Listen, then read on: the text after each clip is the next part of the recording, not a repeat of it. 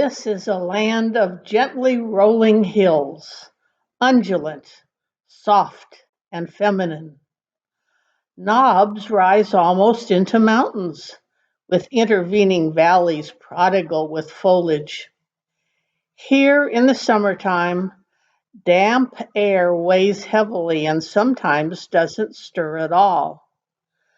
But spring and fall, there's the glory.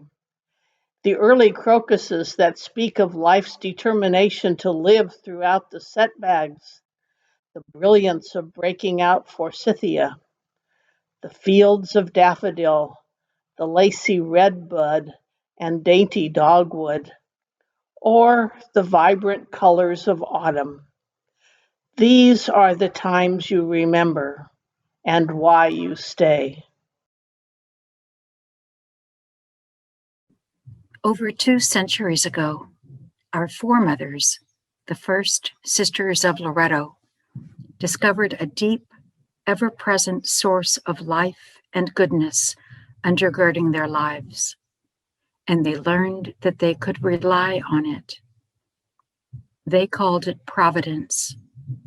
Their pastor and spiritual guide, Charles Nearings, instructed them, "Do not forsake Providence, and Providence will never forsake you." They learned that Providence would not prevent hurt from happening, but could be trusted to sustain and renew and embrace them with everlasting love. Our beginning, as we Sisters of Loretto tell it, seems simple and almost spontaneous.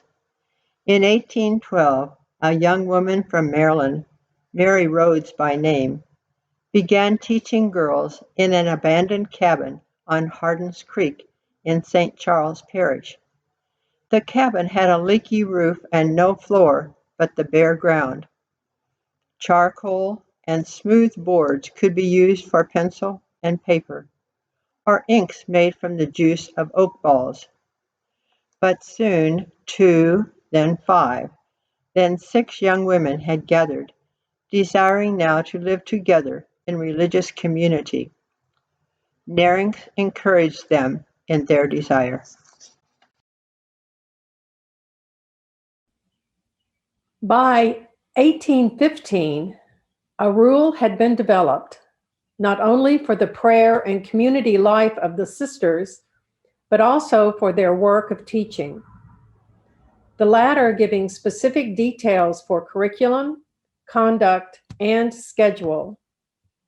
The course of study was simple and basic, and it contained, quote, "a thorough training in religion for the Catholics and in politeness for all."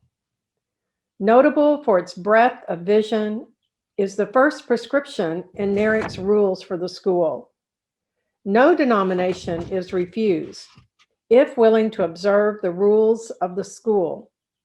The other denominations will not be forced on Sundays and holidays to go to the chapel and perform our Christian duties, but they must suffer to be friendly invited. In the school, they are to be present at every exercise and to behave, if not in a religious, at least a civil manner.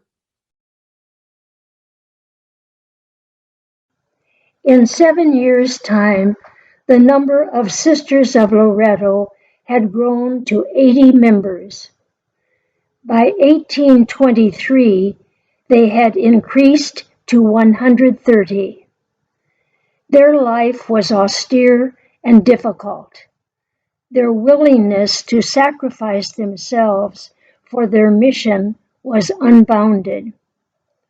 From their Kentucky base, they began to send members westward into Missouri. Bishop Rosati in St. Louis observed that they live by the product of their work. They themselves work in the garden, cut their firewood, weave the cloth for these dresses, make their own shoes, and so on. Their life is very austere, and very edifying. Charles Nearings died in 1824. The fledgling community mourned the loss of their well-beloved guide. There had for several years been some controversy among the clergy over Nearings's piety and the severity of the life he enjoined upon the sisters, though they had themselves been content. He had inculcated in the sisters a deep devotion to the suffering of Jesus and to Mary at the foot of the cross, with many practices of mortification and penance. The rigors of pioneer life would have provided spiritual motivation for the endurance of inevitable hardships, but others thought differently, and the spiritual care of the sisters was transferred to a person of gentler piety. Who were these women, and how did their numbers increase so rapidly? What attracted them to life in community? Was there a surfeit of women in proportion to marriageable men? Did the harsh reality of their mothers' lives, the multiple responsibilities of childbearing, of feeding and clothing a family with meager resources, did these dampen their eagerness to marry? Were they motivated by the stark loneliness of pioneer life to find company with others in community? Were they inspired by the ideal of service, the opportunity to make a contribution to the betterment of others' lives? Did they instinctively know that this way of life would enable them to develop their own gifts while simultaneously doing something meaningful for others? The deep desire to dedicate themselves to God in a life of service may have worked through many levels of motivation. Our Kentucky foremothers were not all strong-bodied. The first dear mother, Ann Rhodes, died of tuberculosis at the age of 21 within months of her election. But as we regard them now, over 2 centuries later, their readiness to tackle the most difficult circumstances evidences an extraordinary hardness of spirit. Since 1812, each generation of women have passed on to the next what they have learned. Women whose lives are given to God in service to others have discovered in the Loretto community a legacy consistently grounded in a concern for others in need, especially women, and in a deep trust in providence. For nearly 2 centuries, sisters have gone from here to translate the gospel into their ministries in many places throughout the country and even across the globe. Vowed members are now in vital association with co-members, men and women from a variety of religious backgrounds who share in various ways in our spirit and our mission. The diverse works and networks that characterize Loretto at present may be fulfilling in a way Nearings would not have dreamed his vision that the society would become. An asylum or shelter for old age, and whatever kind of sick or distressed fellow creatures may call for their assistance, as far as their poor condition will permit. The seeds planted in Kentucky's Holy Land are still bearing fruit.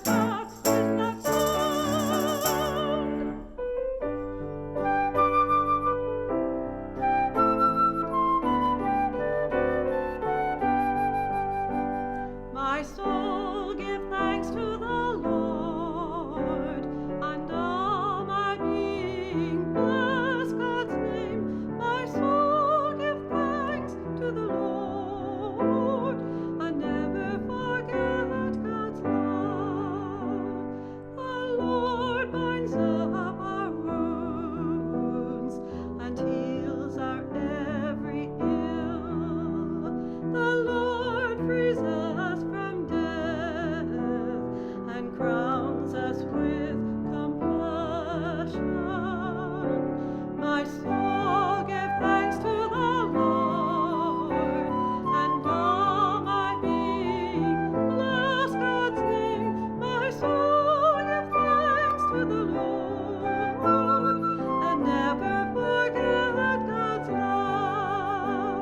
The Lord fills us with good things, renewing our youth like an eagle. The Lord does deeds of justice, relieving the oppressed. My soul give thanks to the Lord, and all my being.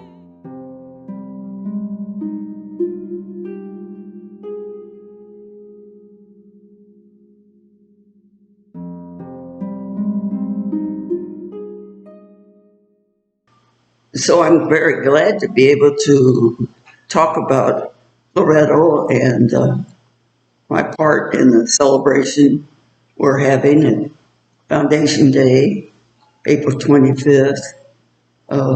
Actually, I entered in December, and excuse me, when I wrote to Mother Eduarda, it was in probably February of the year of 51, and asked entering. And she wrote me this very wonderful and surprising letter back saying, "You are the answer to prayers." Well, was I surprised about that? But what had happened is she made kind of a very special visit to one of the places of the saint in Europe, asking that people more they get more candidates coming to Loretto who had finished their college degrees, because so many came from the high school and then they had to go for summers off for school so long during these later years to get their college degrees. And as a part of being a teacher, most of us had that as our vocation, as our work. But I was 2 years out of college, from Webster College, and then I was writing her. So that was why she was somebody.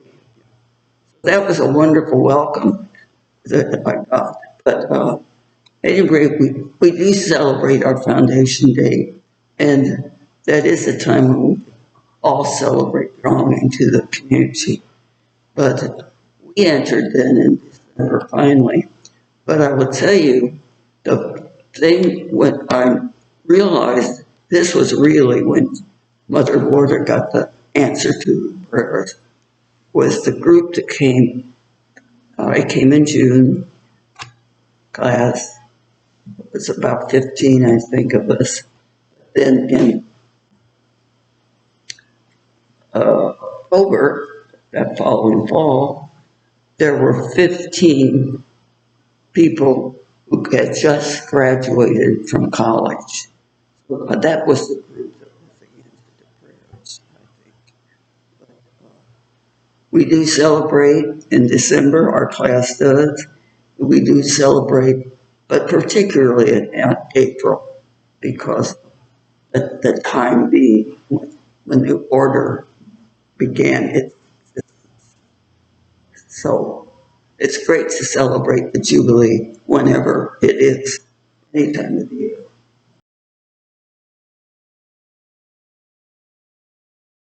In thinking about questions for this Foundation Day, the questions being, What has been of meaning to you during the last year of pandemic? And what would be your hopes for Loretto in the coming year, 2021? The following thoughts have come to my mind. Growing up with my brother and sisters, we often heard our mother say, "I can't hear myself think," as she pled with us to pipe down. For the past year, this has been a time for me of hearing myself think. For the past year, actually, the quiet time has been pleasant to this introvert. Although my thoughts are often filled with tragedies and sufferings in our world, I took time to enjoy beauty. I've always enjoyed the changing of the seasons, spring with the arrival of birds and flowers, and the fall with color and crunching leaves under our feet. Yet the challenges of work and daily life, often I took this for granted. I didn't allow time to let it sink in. As a person often surrounded by beauty, I took it for granted. I also grew in my awareness of my own illusions about what I would get done if only I had time. Some projects did get done, like sorting and getting rid of unused and unnecessary stuff, realizing that I have fewer years ahead of me than behind. However, some things still remain on my to-do list. Other realities of myself and my habits emerged, hopefully for me to change, modify, or accept. Now, as for what I would hope for during the next year, my hope for Loretto is to live a life more intentionally, and slowed by the lessons of the pandemic, systemic police brutality, and a troubling election. This might look like scheduling fewer events and tasks on a given day, reprioritizing what is essential to us to live in community and live the values that both the community and individual values that we share. Also, taking time to share insights and questions with each other. And very exciting, gathering in person to celebrate, reflect, pray, and support one another. Gathering in person to celebrate, reflect, pray, and support one another. Taking time to continue our collective awakening on our racism as a group and individually, and retain consciousness of the global world as decisions are made. And as things open up, evaluate the use of technology and carbon footprint to create a new normal. And this year, I'm hoping to be with many of you in person. Hello, everybody. It's Therese Stawowy, and I'm so happy to be with you enjoying Loretto's Foundation Day. You know, from the very first moment I stepped into Loretto Academy in Kansas City as a young high schooler, I was so impressed with the strength, fervor, and care that the Loretto sisters gave us. They gave all of us such immense hope and brought before us names of people and even brought them to talk with us at the Academy. Names like Baroness Catherine DeHewick and Eddie Doherty, who started the Friendship House, or Dorothy Day and Peter Moran of the Catholic Worker. And then they sent us to start typing and doing some work for what is now known as the Catholic Worker. I'm sorry, not the Catholic Worker, the National Catholic Reporter, which still resides in Kansas City. All of that gave me the courage to become a strong woman and to rise from possible indifference to being encouraged to see the beauty in human warmth and camaraderie. This Loretto family was the family that modeled for me God's love. As to the future, I see the Loretto community rising to every occasion, embracing a spirit of justice and peace, carrying on that pioneer spirit of strength and endurance, of love for every living being. The spirit of Loretto for me is prophetic in the way that it encourages us to be wise witnesses for the world of tomorrow and lends its voice to all and everybody in need. I know that the Loretto community will meet the challenges of the future, helping us to remember that every day is a gift. And in closing, I would like to use the words of that beautiful young woman who spoke at President Biden's inauguration, Amanda Gordon, when she said, "The new dawn blooms as we free it, for there is always light, if only we're brave enough to see it, if only we're brave enough to be it." And yes, I believe Loretto will be brave enough to do it, and we will be brave enough to do it and be it with an open door of hope. Thank you. I was asked to say what Loretto means to me, and what a task. There's so much there. One thing that I can say is that Loretto is home, and using that as my center, I can talk a little bit about it. First of all, being home means that I have a safe place that I can live a God-centered and faith-based life, that I don't have to worry about somebody not accepting me for where I am and where my faith walk is. Another thing about home is that I'm loved and accepted for who I am, as I am. I don't need to prove myself. And for that, I'm most grateful for Loretto. Also that I'm part of a team, that I have lots of sisters and brothers around me, and that together we can do so much more than we could ever do alone. Loretto Academy is a huge part of my life. I am finishing up my 21st year of teaching there. A recent ad is I'm working, well, hasn't started yet, but I'm now with the Hunger Fund, so I can look at different organizations here in El Paso and, you know, try to get people fed. There's lots of poverty here. I have community life here at Trowbridge.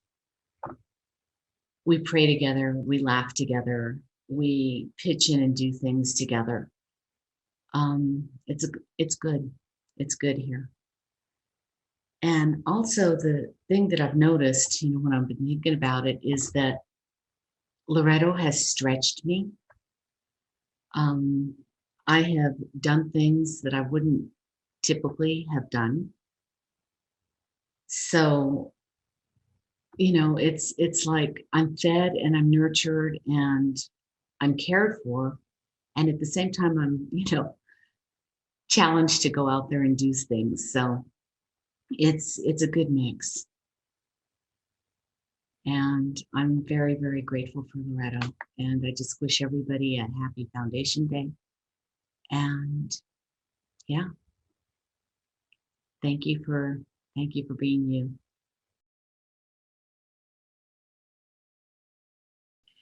Hello. As usual, I find it difficult to express in any complete way what Loretto means to me, but I'll give it a try. Loretto is my rock. It's a constant I count on to keep me informed on important issues and a way for me to be involved even when I don't always do the work.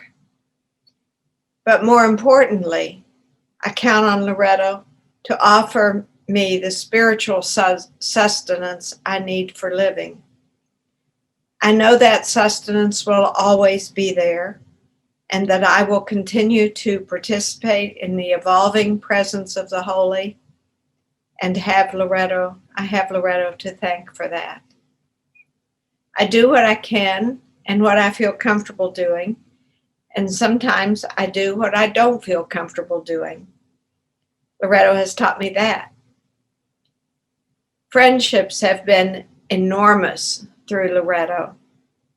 Many friends are no longer physically here, but I have had and still have many enduring, endearing, encouraging friendships through Loretto. I care deeply for and about each. It is clear to me, and I hope to others, that Loretto is deep within me and always will be. Thank you.